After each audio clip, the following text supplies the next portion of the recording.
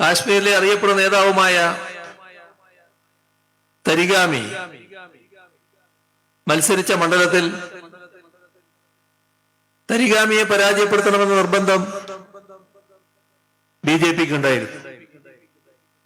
എല്ലാവരും പറയുന്നത് കേൾക്കാറുണ്ട് പിണറായി വിജയൻ രണ്ടാമത് മുഖ്യമന്ത്രിയായത് കിറ്റ് വിതരണം ചെയ്തിട്ടായി എന്നത്. എന്നാൽ അദ്ദേഹം ആദ്യമായി മുഖ്യമന്ത്രിയായത് വോട്ട് ചെയ്തിട്ടാണ് എന്നുള്ളത് എല്ലാവരും വിചാരിക്കുന്നുണ്ടാവും. പക്ഷെ അങ്ങനെയല്ല. അതൊരു പൊളിറ്റിക്കൽ ചെസ് ഗെയിം തന്നെയായിരുന്നു. തന്ത്രങ്ങള്, കണക്കുകൂട്ടലുകൾ, അടിച്ചമർത്തലുകൾ, പോരാത്തതിന് അപ്രതീക്ഷിതമായ കലാപങ്ങളും. 2006 പിണറായി വിജയൻ CPMന്റെ സംസ്ഥാന സെക്രട്ടറി ആയി. അവിടുന്നാണ് മുഖ്യമന്ത്രിയാവാൻ പിണറായി വിജയൻ എല്ലാ പണിയും തുടങ്ങുന്നത്. ഒരു പേരിന് മാത്രം കൊടിയേരിയെ മന്ത്രിയാക്കിയിട്ട് തനിക്ക് രാജ്യം മൊത്തം കൺട്രോൾ ചെയ്യാന്നുള്ളതായിരുന്നു പിണറായി വിജയൻ ആദ്യത്തെ കണക്കുകൂട്ടലുണ്ടായിരുന്നത്. ഒരു വർഷം കൊണ്ട് കൊടിയേരിയെ മുഖ്യമന്ത്രി സ്ഥാനത്ത് നിന്ന് മാറ്റിയിട്ടും MLA സ്ഥാനത്ത് നിന്ന് രാജിവെപ്പിച്ചിട്ടും തനിക്ക് ഉപതെരഞ്ഞെടുപ്പിലൂടെ മന്ത്രിയാകാമെന്നുള്ള കണക്കൂട്ടലായിരുന്നു പിണറായി വിജയൻ ഉണ്ടായിരുന്നത്. പക്ഷെ ഇതെല്ലാം പൊളിഞ്ഞ് പാളിസായി പോയി. എവിടെയാണെന്നറിയോ? VSന്റെ തിരിച്ചുവരവിലൂടെയായിരുന്നു ഇതെല്ലാം പാളിപ്പോയത്. 2006 പാർട്ടി നേതൃത്വ സ്ഥാനത്ത് നിന്ന് VSനെ അങ്ങോട്ട് ഒഴിവാക്കി. അതിന്റെ പിന്നിൽ ആരാണെന്നുള്ളത് ജനങ്ങള് പരക്കെ ഒരു പേര് പറയാറുണ്ട്. അത് നിങ്ങൾക്ക് എല്ലാവർക്കും അറിയാവുന്നതുമാണ്. പക്ഷെ പാർട്ടിയാണ് VSനെ ഒഴിവാക്കിയത്. പക്ഷെ VSന് നല്ലോണം കേരളത്തിലെ ഫാൻ ബേസ് ഉണ്ട് എന്നുള്ള കാര്യം ഈ പാർട്ടി നേതൃത്വത്തിലുള്ളവർ മറന്നുപോയി. കാരണം അദ്ദേഹത്തിനെ ഒഴിവാക്കിയപ്പോൾ VSന്റെ അനുയായികൾ മാത്രമല്ല ജനങ്ങളടക്കം റോട്ടിലിറങ്ങി പ്രതിഷേധിച്ചു. ഒരു പരഗതി ഇല്ലാത്തതുകൊണ്ട് കേന്ദ്രത്തിൽ നിന്ന് സംസ്ഥാന സെക്രട്ടറിക്ക് വിളി വന്നു പാർട്ടി നേതൃസ്ഥാനത്തേക്ക് VSനെ തിരിച്ചു കയറ്റാൻ. കേന്ദ്രം പറഞ്ഞ എന്തായാലും കേരളം കേട്ടല്ലേ പറ്റുള്ളൂ. അതും കൊണ്ട് VS തിരിച്ചു വന്നു. ഇതോടെ പിണറായിക്ക് ഒരു കാര്യം മനസ്സിലായി. VS അച്യുതാനന്ദന് പാർട്ടിക്കുള്ളിൽ നിറയെ അനുയായികളും കൊണ്ട് ജനങ്ങൾക്കുള്ളിൽ നല്ല സ്വാധീനവുമുണ്ട്. അതും കൊണ്ട് ജനസ്വാധീനമുള്ള നേതാവിനെ പെട്ടെന്നൊന്നും ചെയ്യാൻ പറ്റില്ല. പക്ഷെ പിണറായി തൻ്റെ പാർട്ടിക്കുള്ളിൽ നല്ല സ്വാധീനം ഉണ്ടാക്കിയെടുക്കാൻ ശ്രമിച്ചു. VS അച്യുതാനന്ദൻ മുഖ്യമന്ത്രി ആയതുകൊണ്ട് പാർട്ടിയിൽ ഒരു ശ്രദ്ധ കേന്ദ്രീകരിക്കാൻ അദ്ദേഹത്തിന് കഴിഞ്ഞില്ല. പക്ഷെ VS അനുയായികളെ പിണറായി അങ്ങോട്ട് ഒറ്റപ്പെടുത്താൻ തുടങ്ങി. അതിന്ന് കൊഴിഞ്ഞുപോക്കുണ്ടാവാൻ തുടങ്ങി. ഈ അസംബ്ലി തെരഞ്ഞെടുപ്പിലും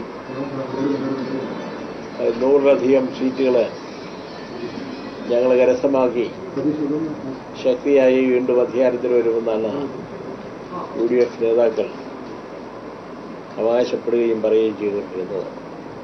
കാരണം അപ്രകൃതിയിലും പാർട്ടിയിലും തൻ്റെ മാത്രം ഒരു നിയന്ത്രണം ഉണ്ടാക്കാൻ വേണ്ടിയിട്ടുള്ള ഒരു പൊളിറ്റിക്കൽ ഗെയിം. അങ്ങനെ 5 വർഷം കഴിഞ്ഞു. വീണ്ടും 2011 വീണ്ടും ഇലക്ഷൻ. VS അച്യുതാനന്ദനെ വീണ്ടും നേതൃസ്ഥാനത്ത് നിന്ന് മാറ്റുന്നു. ഒരു വിജയവും ഇല്ലാത്ത നേതാക്കളെ എല്ലാം പാർട്ടിയിൽ മെമ്പേഴ്സ് ആക്കുന്നു.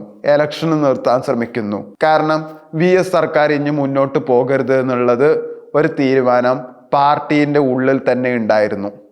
അതായത് പിണറായിക്ക് ഉണ്ടായിരുന്നു. പക്ഷേ VS അച്യുതാനന്ദൻ എന്ന ഒറ്റ പേര് കൊണ്ട് മാത്രം 68 സീറ്റുകൾ 2011 പിടിച്ചിട്ടുണ്ടായിരുന്നു. വെറും 3 സീറ്റിലാണ് ഭരണപക്ഷം UDFന് അന്ന് പോയത്. അന്ന് VS അച്യുതാനന്ദൻ തുറന്ന സ്റ്റേറ്റ്മെന്റ് ജനങ്ങളോട് മീഡിയയിലും പറഞ്ഞിട്ടുണ്ടായിരുന്നു. യുക്തിരഹിതമായിട്ടുള്ള സ്ഥാനാർത്ഥികളെ മുന്നിൽ നിർത്തിയതും കൊണ്ടാണ് പാർട്ടി തോറ്റുപോയത് എന്ന്. ഇതിന്റെ ഇടയിൽ വേറൊരു പ്രശ്നം കൂടി ഉണ്ടായിരുന്നു. CPMന്റെ തലപ്പത്താരാ നിൽക്കുന്നത്? പിണറായി സർക്കാർ തന്നെ, അതായത് പിണറായി വിജയൻ തന്നെ. 2008 പിണറായി വിജയനൊപ്പം തന്നെ ഇരട്ടച്ചങ്കോടെ നിന്ന വേറൊരു വ്യക്തി ഉണ്ടായിരുന്നു. എല്ലാവർക്കും അറിയാം, TP ചന്ദ്രശേഖരനാണ്. അദ്ദേഹം 2012 മെയ് 4 51 വെട്ടേറ്റിട്ട് മരണപ്പെട്ടു. സ്വന്തം ഭാര്യയായ KK രമയ്ക്കും മകനും ഈ വെട്ട് കാരണം അദ്ദേഹത്തിന്റെ മുഖം തിരിച്ചറിഞ്ഞില്ല എന്നാണ് പറയുന്നത്. അങ്ങനെയാണ് 2008 TP ചന്ദ്രശേഖരൻ ഈ പാർട്ടി അങ്ങോട്ട് ഒഴിഞ്ഞ് സ്വന്തമായിട്ടൊരു പാർട്ടി ഉണ്ടാക്കി. അതിന്റെ പേര് കറക്റ്റായിട്ടില്ല, എന്തോ ആർന്ന് വെച്ചിട്ടാ തുടങ്ങുന്നത്. പക്ഷെ ശരിക്കും പറഞ്ഞ അദ്ദേഹമായിരുന്നു ഇരട്ടച്ചങ്കൻ. TP ചന്ദ്രശേഖരൻ സ്വന്തമായിട്ട് പാർട്ടി തുടങ്ങിയപ്പോൾ CPMലെ അണികളെല്ലാം കൊഴിഞ്ഞു പോകാൻ തുടങ്ങി. ചന്ദ്രശേഖരന്റെ പാർട്ടിയിൽ ചേർന്നു. അപ്പോൾ ഈ കൊഴിഞ്ഞുപോക്ക് നിർത്താൻ വേണ്ടിയിട്ട് CPMകാര് കണ്ട ഒരേ ഒരു കാര്യം, TPയെ അങ്ങോട്ട് തീർക്കുക. കാരണം TPന്റെ ശക്തമായിട്ടുള്ള ഭരണം കാരണം എന്തായാലും അടുത്ത മുഖ്യമന്ത്രി ആവാൻ സാധ്യത TPക്ക് ഉണ്ടായിരുന്നു. പക്ഷെ TPക്ക് അദ്ദേഹം ഒരു നേതാവായിട്ട് ഒരു നേതാവിന് വേണ്ട ഒരു പബ്ലിസിറ്റി അദ്ദേഹത്തിന് ഉണ്ടായിരുന്നില്ല. കാരണം തൻ്റെ അണികൾക്ക് എന്തെങ്കിലും സംഭവിക്കുമെന്ന് വിചാരിച്ച TP ഒരു കാറിലോ ഒന്നും സഞ്ചരിച്ചിട്ടുണ്ടായിരുന്നില്ല. സ്വന്തമായിട്ടൊരു ബൈക്കിലാണ് സഞ്ചരിച്ചിട്ടുണ്ടായിരുന്നത്. അത്രയും വിനയമുള്ള, പാർട്ടിക്ക് വേണ്ടി എന്തും ചെയ്യുന്ന, കമ്മ്യൂണിസ്റ്റ് പാർട്ടിയല്ല കമ്മ്യൂണിസമാണ് എൻ്റെ മനസ്സിൽ ഓടുന്ന മനസ്സിലാക്കിയ TPയെ കുറച്ച് ഗുണ്ടകളെ വെച്ചിട്ട് അങ്ങോട്ട് തീർത്ത് കളഞ്ഞു. ആദ്യത്തെ അറ്റംപ്റ്റിലൊന്നും അല്ല TP മരിച്ചത്. ആയുസിന്റെ ബലം കൊണ്ട് അദ്ദേഹം 2012 വരെ എങ്ങനെയൊക്കെയോ തള്ളിപ്പോയി. പക്ഷെ 2012 കൈവിട്ടുപോയി.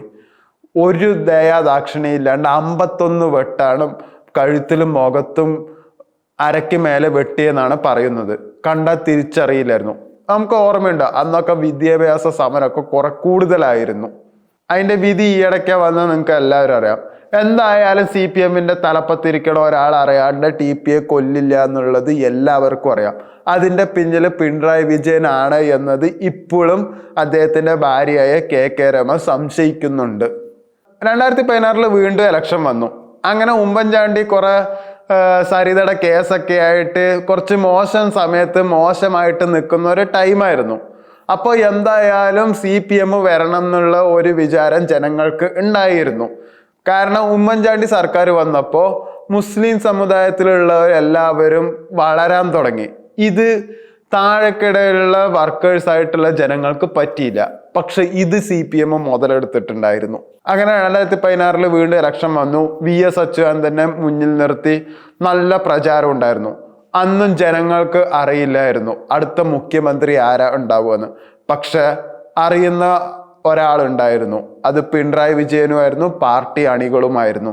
2016 ജയിച്ചു കഴിഞ്ഞാൽ അടുത്ത മുഖ്യമന്ത്രി പിണറായി വിജയൻ ആയിരിക്കും എന്നുള്ളത് പാർട്ടിക്കുള്ളിൽ ഒരു അജണ്ട ഉണ്ടായിരുന്നു. പക്ഷെ ജയിക്കും എന്നുള്ളത് ഉറപ്പായിരുന്നു. കാരണം 5 വർഷം കൂടുമ്പോൾ ഇവിടെ ഭരണം മാറുന്നു ഉറപ്പുള്ള ഒരു കാര്യമാണ്. 5 വർഷം കോൺഗ്രസ് ആണെങ്കിൽ 5 വർഷം CPM, അങ്ങനെയാണല്ലോ. അങ്ങനെ VS അച്യുതാനന്ദൻ മുന്നിലെ പ്രചാരത്തിൽ നിർത്തി. പ്രചാരത്തിൽ എന്തായാലും CPM ജയിക്കുകയും ചെയ്തു. എല്ലാ സീറ്റും CPM-ന് മാത്രം കിട്ടുകയും ചെയ്തു. എല്ലാവർക്കും ഒരു സംശയം ഉണ്ടായിരുന്നു, ഇനി അടുത്തത് മന്ത്രി ആരായിരിക്കും എന്നുള്ളത്. ഒരു സുപ്രഭാതത്തില് ഒരു സത്യപ്രതിജ്ഞയാണ് എല്ലാവരും TV-യിൽ കണ്ടത്. അടുത്ത മുഖ്യമന്ത്രിയായിട്ട് സ്ഥാനം ഏറ്റെടുക്കുന്നത് പിണറായി വിജയനാണ് എന്നുള്ളത്. അതൊരു ട്വിസ്റ്റ് തന്നെയായിരുന്നു. കാരണം അതുവരെ ആർക്കും അറിയില്ല അടുത്ത മുഖ്യമന്ത്രി ആരായിരിക്കും എന്നുള്ളത്. ഒരു പരക്കെ പറച്ചിലുണ്ടായിരുന്നു.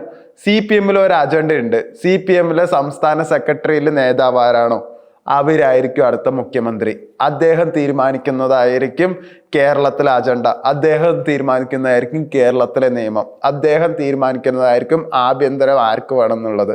അദ്ദേഹമായിരിക്കും ജനങ്ങളെ തെരഞ്ഞെടുക്കപ്പെട്ട MLA-മാര് ആരൊക്കെ ഇനി എന്തൊക്കെ വകുപ്പുകൾ തീരുമാനിക്കണം എന്നുള്ളത് അദ്ദേഹം തീരുമാനിക്കണ പോലെ ആയിരിക്കും. പക്ഷെ ഈ സൂചനയൊന്നും പിണറായി വിജയൻ വരും എന്നുള്ളത് 2016 ആർക്കും അറിയില്ലായിരുന്നു. പക്ഷെ വന്നു. സത്യം പറയാലോ, ആദ്യത്തെ 5 വർഷം നല്ലൊരു ഭരണം തന്നെയായിരുന്നു. പക്ഷെ ആ 5 വർഷം കഴിഞ്ഞപ്പോ എന്താ സംഭവിച്ചതെന്ന് അറിയില്ല. ഇപ്പൊ ഏറ്റവും വെറുക്കപ്പെട്ട ഒരു വ്യക്തി പിണറായി സർക്കാരാണ് എന്നുള്ളത് ഇപ്പൊ എല്ലാവർക്കും അറിയാം. എവിടെയാണ് ഇവർക്ക് പാളിയത്? ഒരു നേതാവിനെ ഉയർത്തുന്നത് ഒരു കിറ്റല്ല, അത് ജനങ്ങളുടെ ഹൃദയത്തിലാണ് നിങ്ങൾക്കൊരു സ്ഥാനം ഉണ്ടാവേണ്ടത്. പക്ഷെ അച്ഛൻ്റെ കേസ്, മകളുടെ കേസ്, അത് കഴിഞ്ഞ അണികളുടെ കേസ്, ഇങ്ങനെ കേസിന്റെ മേലെ കേസ് വന്നുകൊണ്ടേയിരിക്കുകയാണ്. അപ്പൊ സ്വാഭാവികമായിട്ട് എന്താണ്, ജനങ്ങൾ വെറുക്കുക തന്നെ ചെയ്യും. പക്ഷെ ഇനി ഒരു പിണറായിക്ക് ഉണരേണ്ട ഒരു സമയം ഇത് തന്നെയാണ്. ഇത് കേട്ടാൽ നിങ്ങൾക്ക് ഒരു അഹങ്കാരമാണെന്ന് തോന്നാം. പക്ഷെ ചരിത്രം പറയുന്നത് ഇതൊക്കെ തന്നെയാണ്. ഇതൊന്നും എൻ്റെ റിസർച്ചിലൂടെയോ നടന്ന കാര്യമല്ല ഞാൻ പറഞ്ഞത്. ഈ മല്ലു ഉള്ള എന്ന ചാനലിൽ പറഞ്ഞത് ഞാൻ നിങ്ങളുടെ അടുത്തൊന്ന് ജസ്റ്റ് പറഞ്ഞു എന്ന് മാത്രം.